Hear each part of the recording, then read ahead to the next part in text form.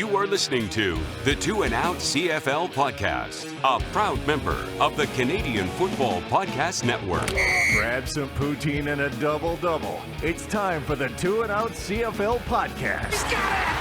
Oh, baby! Every week, Travis Currah. That's Grey Cup me, which is a different person. And Brazilian Tide. Hunters are people too. Talk fantasy football, bring you the latest in CFL news, and sprinkle in a little bit of nonsense. Oh, nearly intercepted, and it's over! Ready, set, hunt! And we are part of the Alberta Podcast Network, locally grown, community supported. I'm Travis Currah, a very special edition of the show this week as Paul McCallum is going to join us. He's one of the newest members of the Canadian Football Hall of Fame. He was inducted into the BC Lions Wall of Fame this season as well. First, this episode of Two and Out is brought to you by Connect First Credit Union. Do you ever feel like just a number? A digit, a denominator, a decimal, another cog in the big bank machine, waiting on hold, online, never on time, and always on your dime. Like your worth is only calculated by your net worth. In a world full of numbers, it's nice to know there's a place where you're not one. Connect First Credit Union. Bank on a brighter future. And let's get to our guest, who was a two-time CFL All-Star, a six-time CFL West All-Star. He won the CFL's Most Outstanding Special Teams Award in 2011. He was the Grey Cup's Most Valuable Canadian in 2006. He won 2 Grey Cups. He played in the XFL. He played in NFL Europe. It's quite the resume as we welcome Paul McCallum to Two and Out.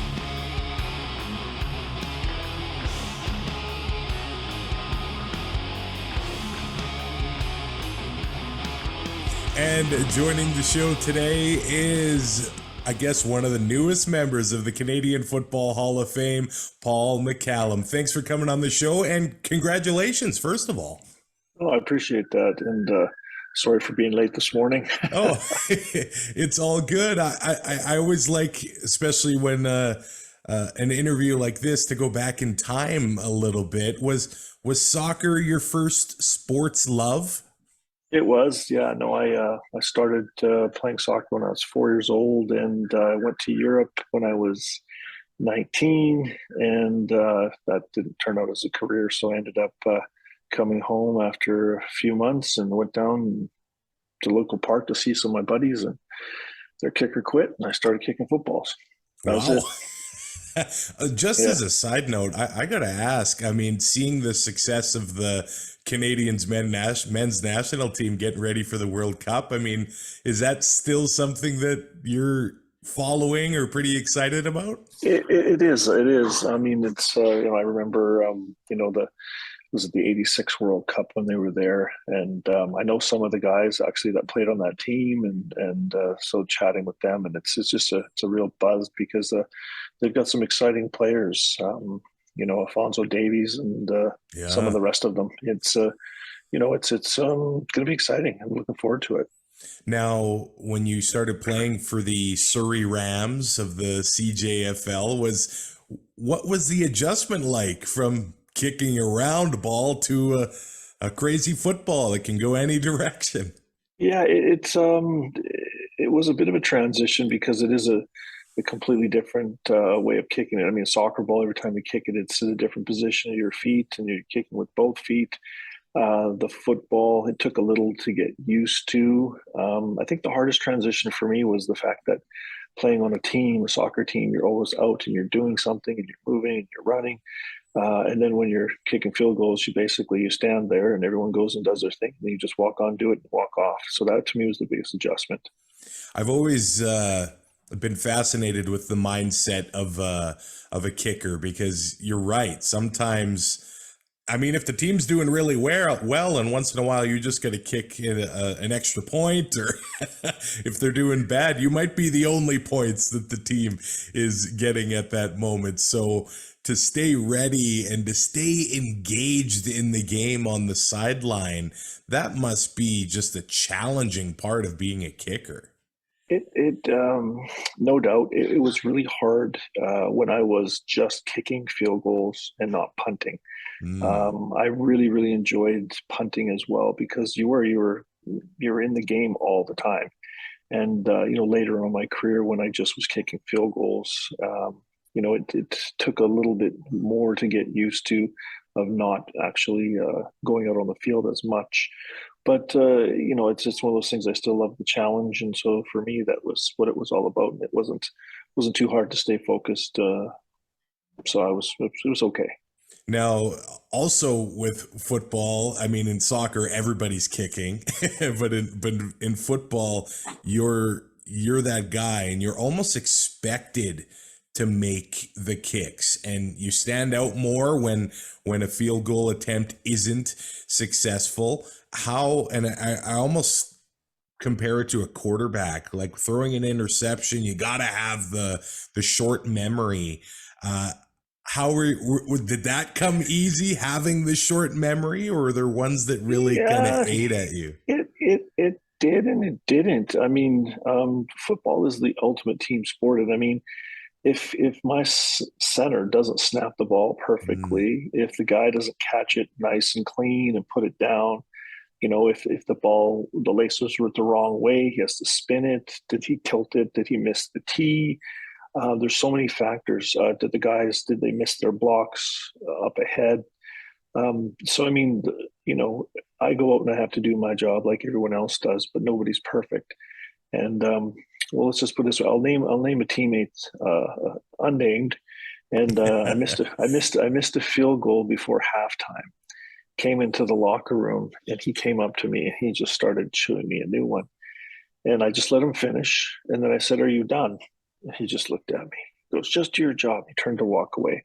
I said, "Hey, before you're done," I says, just so you think about this, I said, "if you had done your job, I wouldn't have had to been on the field."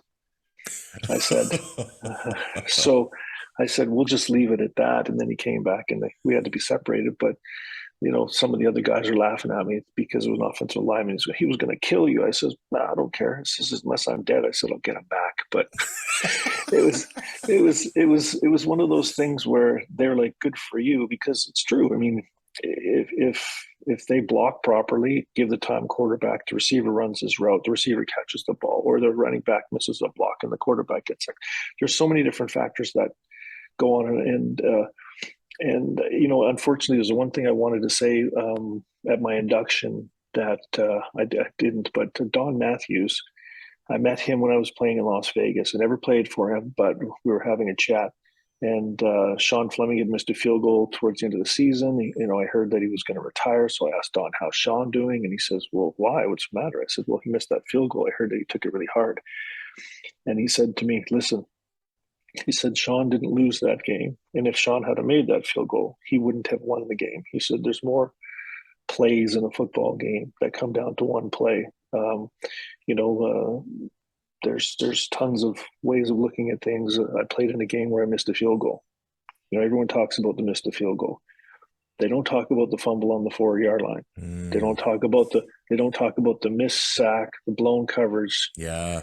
That put them in field goal range. There's so many different factors, right? And so I've never ever been one for blaming teammates because nobody's perfect.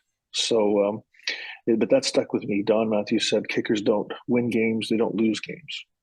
They just got to do their job because there's more than one player that's going to, more than one situation that's going to make a difference. And that sort of stuck with me. Yeah, it's almost like a goalie in hockey. Like they'll get all the blame or all the praise in certain games as well. And your era, I mean, you played through I guess a couple eras. You did play, you have quite a lengthy career, but I think about there was a pretty strong fraternity of kickers. There was Paul Osbaldiston, and you mentioned Sean Fleming and Noel Prefontaine. What was special about that era of CFL kickers? I mean, I think kicking is just such a big part of the game that I think maybe in the CFL they stand out more than other football leagues, but it was a special time. I think back then, we had guys that were good at doing all three. We weren't just kickers. I mean, we were, look at, I think Noel was, I think he was a safety or backup safety when he And played he in San could hit. Diego, and he could hit, right? Nowadays the kickers are more specialized and just do one thing. And I think it's a testament to the guys in the past that worked really, really hard to be able to do two things.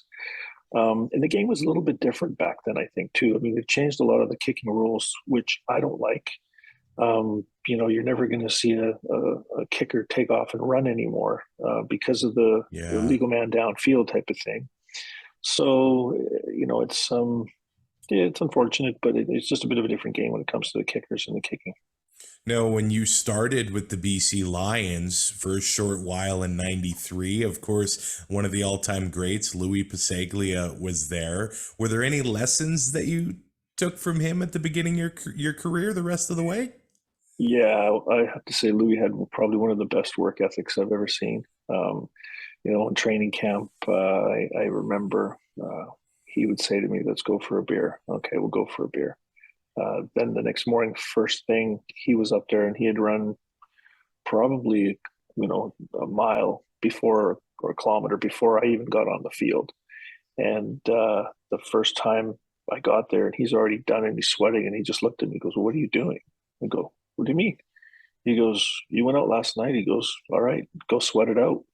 I'm like, oh my God. Okay. And he was very, very focused, very, very competitive. In practice, we would play games on angles of kicking, and we'd do that for beers too. So, needless to say, I wasn't making as much money, so I was pretty darn focused. So he wouldn't beat me, but he loved to compete. So same on the golf course too. We played a couple times. He likes to compete on the golf course. What was the toughest stadium to kick in? Are you kidding me?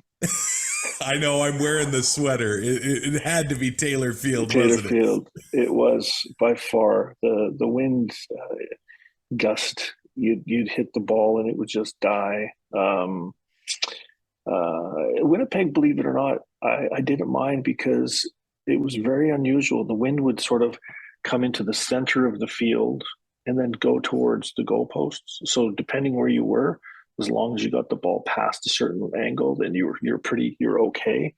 But even just the way it was, I don't know, angled with the wind, I guess. But Taylor Field, no question. I think I said this when I first started. I'd get up in the morning. First thing I'd do is look out the window to see the trees bent, and ruin the rest of my day. But over time, it got to the point where I knew I didn't have to look because I already knew it was blowing. Yeah. So yeah. Now, I know that it was your home stadium, so you were kind of, used to the wind blowing from all sorts of different directions and the power that it was blowing at. How did you adjust? And I remember the way you would adjust to punting with the wind and the low punts, like trying to, be under the wind. Like, how did you figure that out, or where did you learn that? Well, I learned my first professional game punting because when I first started, I was just kicking. But when I first started to punt, I went to Ottawa. First game was against Ottawa, and I punted the ball, and it was pretty darn windy, and it went up, and I don't know, it might have went 10 yards. And so pretty upset. Halftime I come out, and Bob Cameron came out, and he's like, "Hey, kid, look, don't feel so bad. My first game, the ball went backwards." So he gave me some pointers on how to punt into the wind.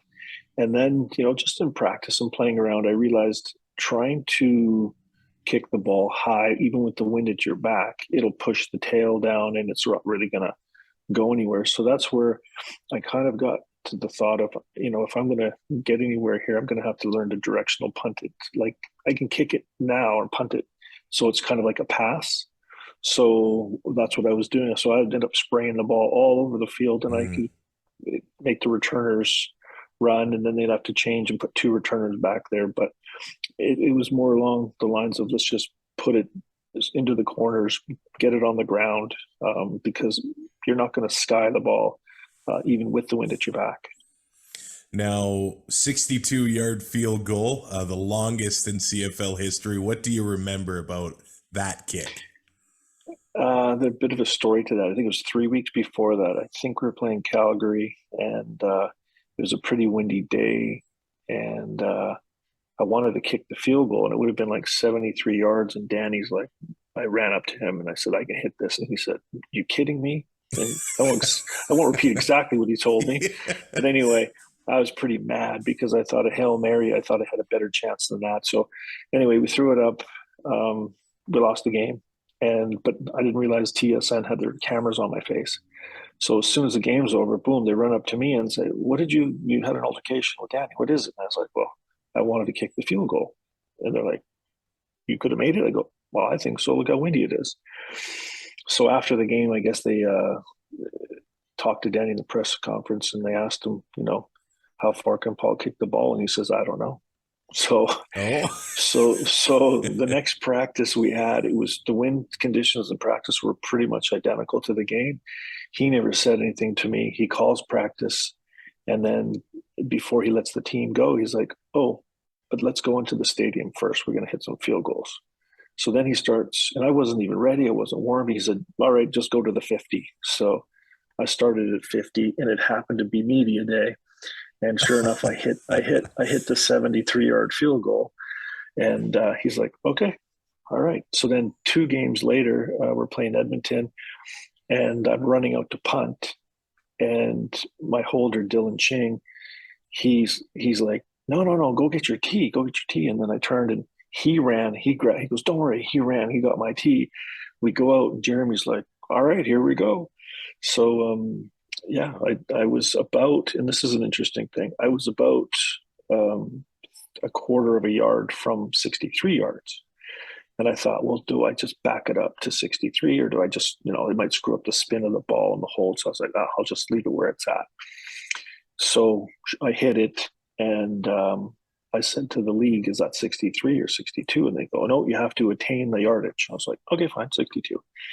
And then in 2015, when I was playing for the Riders, and we went back to play against BC, Richie Leone kicked a 54.5-yard field goal, and they gave him the record for inside BC place for 55.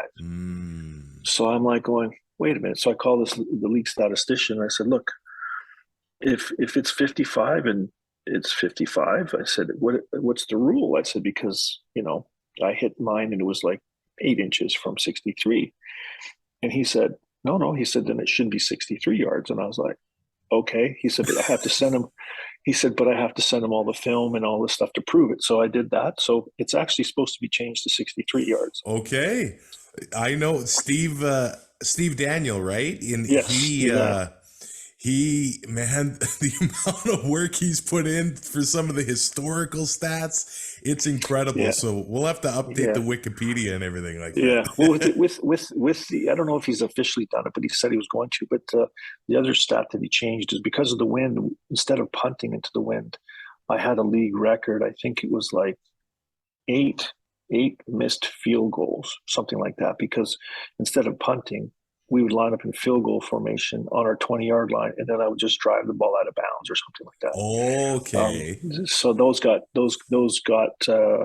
reversed to punts instead of field goals, and Steve did that for me, and a bunch of other players as well.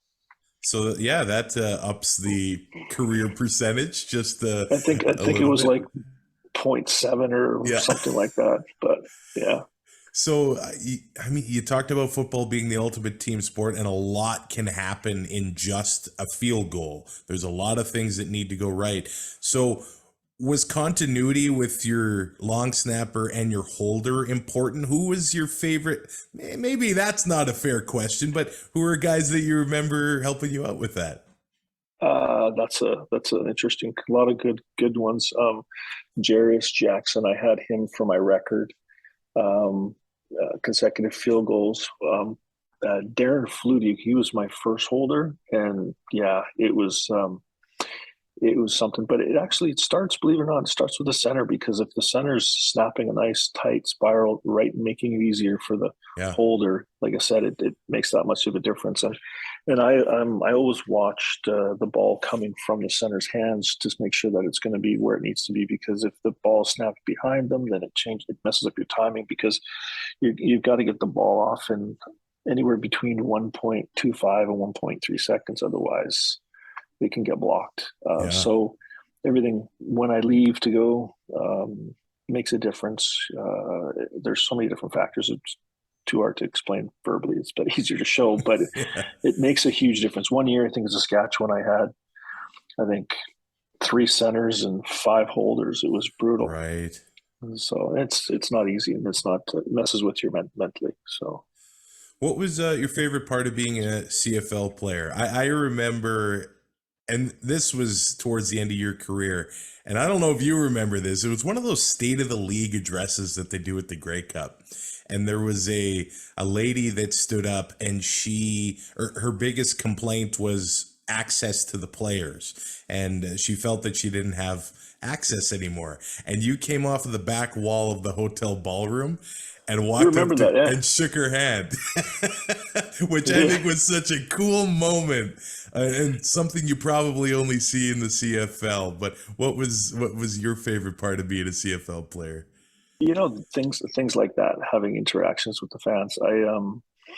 My first year back in 2006 when I was with the Lions, my ritual was get to the stadium, do my thing inside, come out, warm up, go back in, and then come out for the game. But right after my initial warm up, I was walking through at Old Taylor Field where the visitors would go through.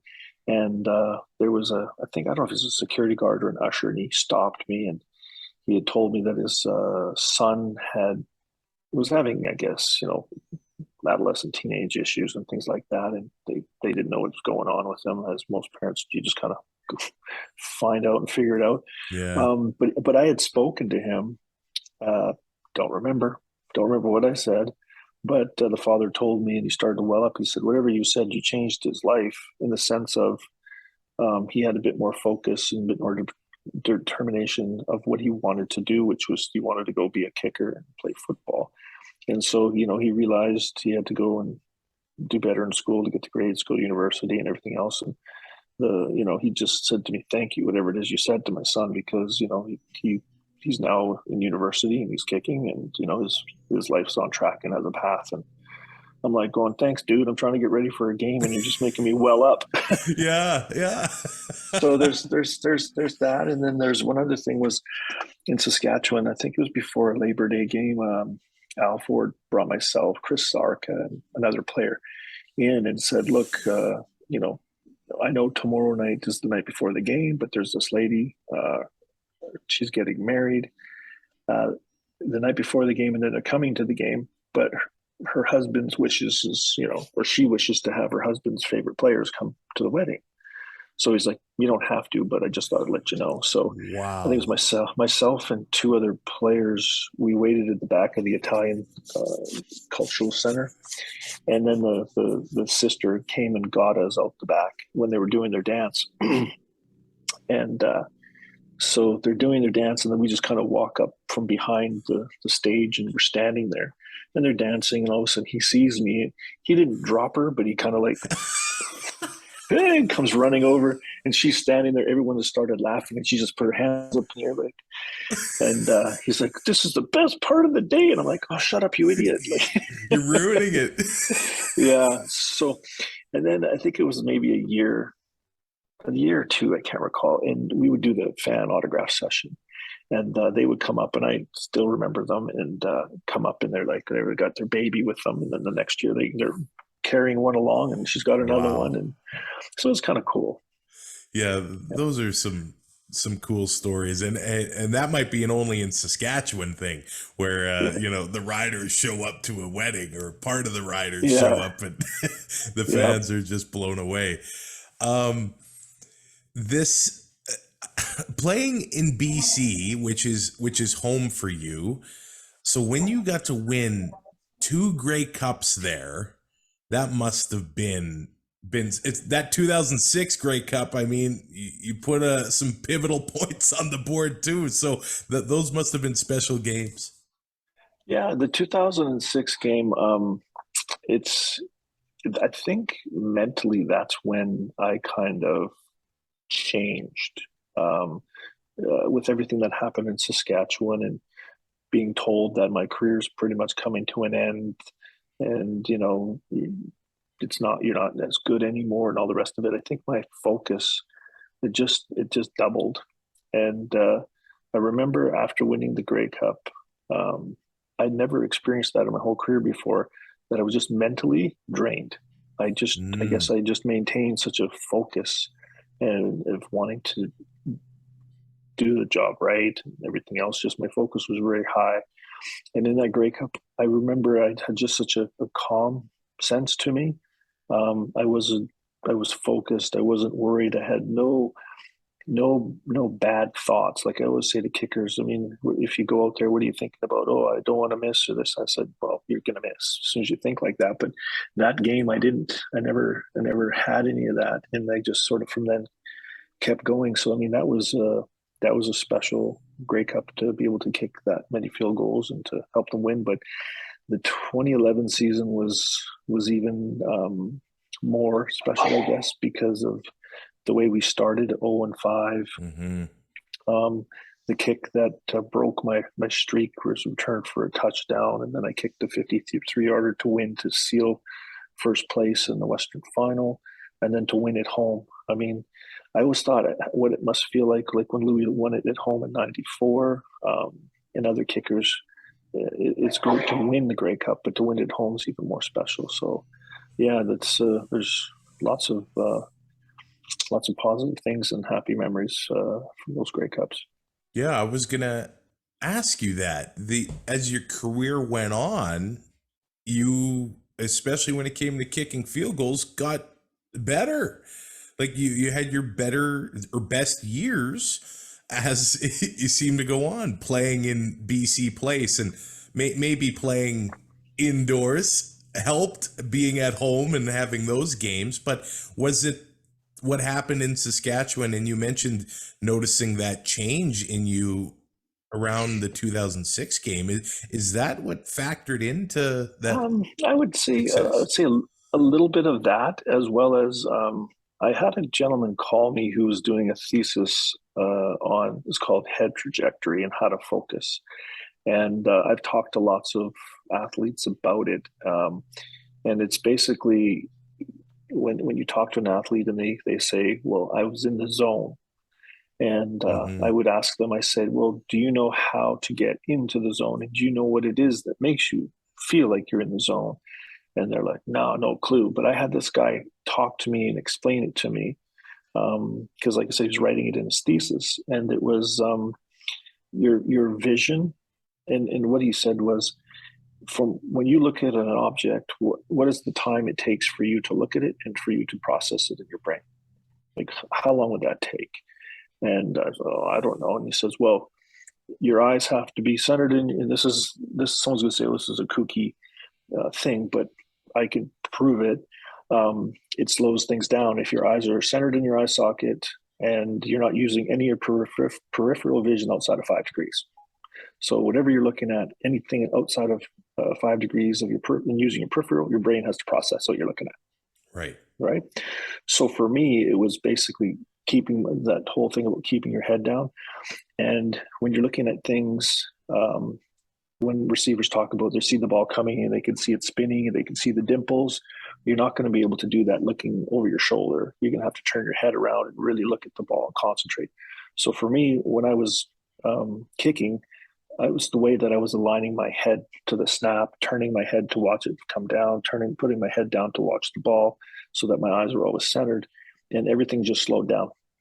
So every time I would do it that way, it was like I was getting in the zone and everything was just slowed down. So everything slowed down for me. So that's a quick version of how I feel that I've got better as well. The mental game was probably the biggest part of kicking. Is that fair? Yeah.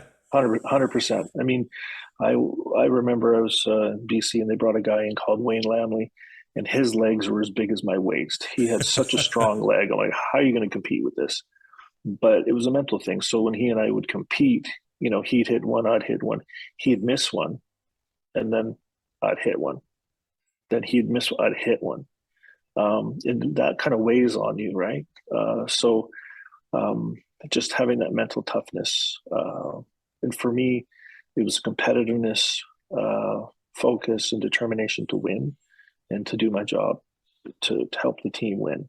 That was a very big motivating factor for me.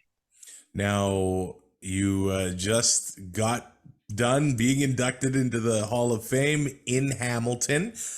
Do you remember the day when you got the call? How did that go?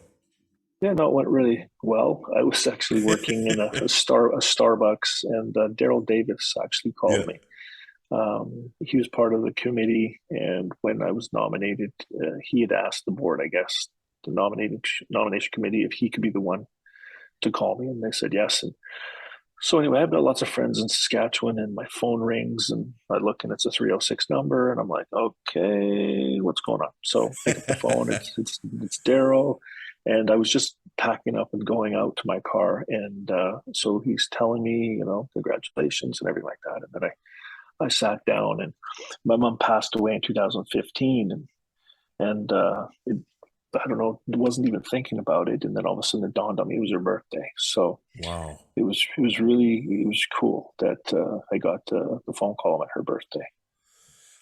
This year I was able to talk to Ricky Ray, who also went into the Hall of Fame, and it seemed like that moment is almost summing up an entire career leading up to that point. The people that have supported you along the way from your very beginning of playing sport to being in a Canadian Football Hall of Fame.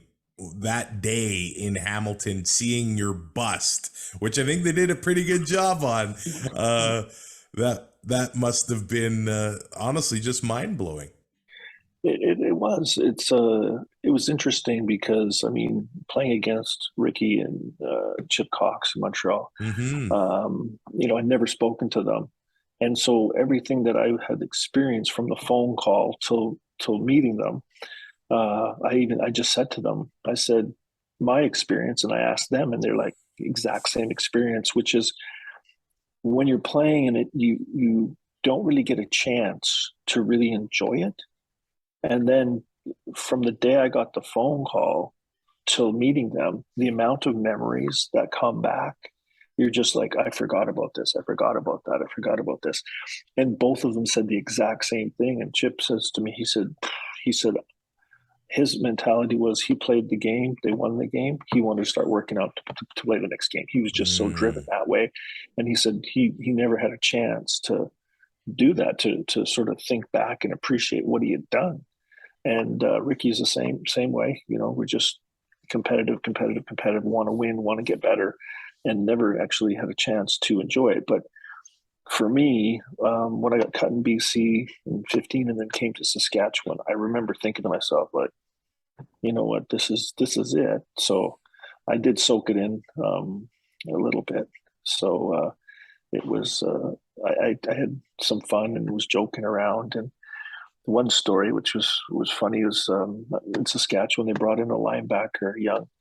He was kind of like an ornery looking guy. He was kind of quiet, didn't say much. And I guess the guys wanted to play a joke on me or whatnot. They told him to go up and say, you're the oldest player in the league. And I'm looking at him and I go, yeah, I am. And he goes, what year were you born? And I told him, he goes, I wasn't even born. He goes, you're older than my mom. And I look at him, I go, hey, I'm single. Is your mom coming to town? And he just joking, right? Yeah. And he goes, no, that's not funny. That's not funny. So, yeah, but just, I just having fun in it, soaking it in. So so it was good. What is, last question, the longest field? I know you said you kicked the 73-yarder on media day outside of a game. Was that the longest kick you ever made? I think 76. Yeah. 76. I mean, it was windy. Don't get me wrong, really windy. But as far as long field goals go in Calgary, I forget who was there at the time. But I used to love warming up in Calgary and kicking long field goals. And the kicker that they had there, I mean, he was decently strong leg, but mine was a little bit stronger.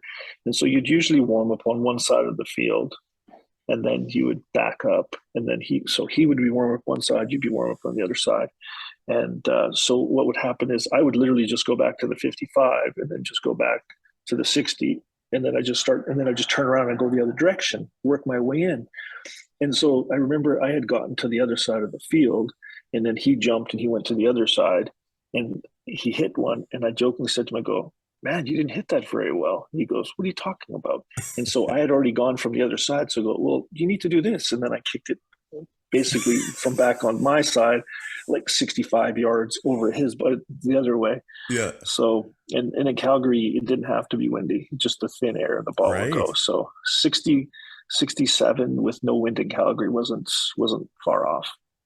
Wow.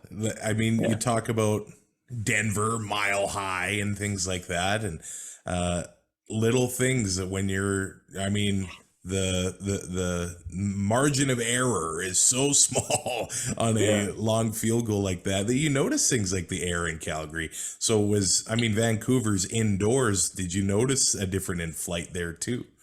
Yeah, I mean, it's a lot more humid. The worst for the humidity and change would be the Sky Dome. We would be practicing. It would be, I don't know how hot outside and humid, and the roof would be closed. And we were warming up and everything was perfectly fine. And I just kept saying, like, don't open the roof, don't open the roof, don't open the roof. And sure enough, they opened the roof, and it would make about a difference of 5 to 7 yards because it was so humid. The ball just was so going through such heavy air. And actually, Mr. Braley, he was there. And I don't know if you know Mr. Braley's. He's unfortunately passed away, but I always had a pretty good relationship with him. We could joke with him, and he has large manufacturing plants in Hamilton. And so when they opened up the roof, the ball wasn't going anywhere. He's standing there, and we were just sweating. And I said, "Can't you do something about this? Can't you shut the roof? This is ridiculous." And then I said to him, I go, "I know you don't have your employees in your factories without air conditioning." And he looked at me. He goes, "No air conditioning." Oh. He goes, "Don't worry about it. Kick with the roof open. Kick with the roof open." Kick with the roof open. Oh, yeah. That's great. And thank you so much for sharing the stories today. Congratulations again of being inducted into the Canadian Football Hall of Fame. It's been so nice to hear these great stories. And I don't know, maybe we'll see you at a Grey Cup sometime soon. I think I might be coming to this one. We'll see how that goes. Hey, awesome. Well, right. We'll see you in Regina. Thanks for taking the time to talk to me. Thanks. Take care.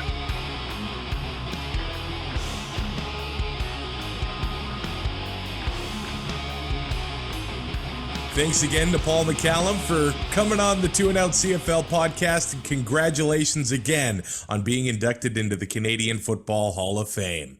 This episode of 2 and Out is brought to you by Alberta Blue Cross, and life as a business owner can be hectic to say the very least, and Alberta Blue Cross understands that. They offer flexible health, dental, life, and disability coverage for your employees. Even better, you can let your staff enroll and manage their coverage at any time and on any device. That makes life easier for them and for you. You've got this when it comes to group coverage for your small business, and Alberta Blue Cross has got your back. To learn more and explore your options, head to ab.bluecross.ca.